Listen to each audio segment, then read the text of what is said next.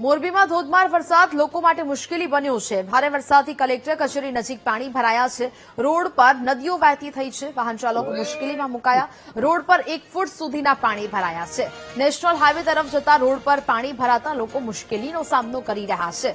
ભારે વરસાદથી આ પરિસ્થિતિનું નિર્માણ થયું। વાહન ચાલકો મુશ્કેલીમાં મુકાયા છે। રોડ પાણીમાં ગરકાવ થયા છે, જ્યાં રોડ પર 1 ફૂટ સુધીના પાણી ભરાયા। નેશનલ હાઈવે તરફ જતો આ રોડ છે કે જ્યાં પાણી ભરાવાની આ સમસ્યા જોવા મળી રહી છે, જેને કારણે હાલ લોકોમાં ભારે રોષ પણ જોવા મળી રહ્યો છે। કલેક્ટર કચેરી નજીક આ વિસ્તારમાં પાણી ભરાયા છે।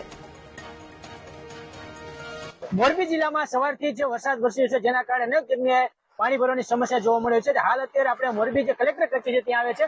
અત્યારે જે રસ્તાઓ છે તે પાણી ભરવાની સમસ્યા જોવા મળે છે। આ જે રસ્તો છે મોરબી જે કચ્છ છે તરફ છે, નેશનલ હાઈવે જે રસ્તો છે, અહીંયાથી જે વાહન પસાર થયો છે તે ક્યાંક પાણીમાં ગરકાવ થયો જોવા મળ્યો છે। આ જે વિસ્તાર છે મોરબી જે કલેક્ટર કચેરી છે તે બાજુનો વિસ્તાર છે। અહીંયા જે પાણી ભરવાની સમસ્યાના કારણે છે લોકો છે ખૂબ જ હેરાન અને પરેશાન થઈ છે। મોરબીમાં વાત કરવામાં તો મોરબી શહેરમાં જે સવારથી જે વરસાદ વરસ્યો, જેના કારણે 4 ઇંચથી વધુ વરસાદ છે। સાથે સાથે જે મોરબી જિલ્લા કલેક્ટર પત્રકાર પરિષદ યોજવામાં હતી, જેમાં એક એસડીઆરની ટીમને છે સ્ટેન્ડ બાય રાખવાની છે। સાથે સાથે મોરબી જે જીવાદોરી સમાન જે મચ્છુ ડેમ છે તેમાં 30,000 ક્યુસેક પાણી છે છોડવામાં આવ્યું છે। અને જે આજુબાજુના જે વિસ્તારના જે ગામો છે તેને સાવચેત કરવાનું છે। તેમાં વાત કરું તો 32 જેટલા ગામોને છે હાઈ એલર્ટ આપવામાં આવ્યું છે।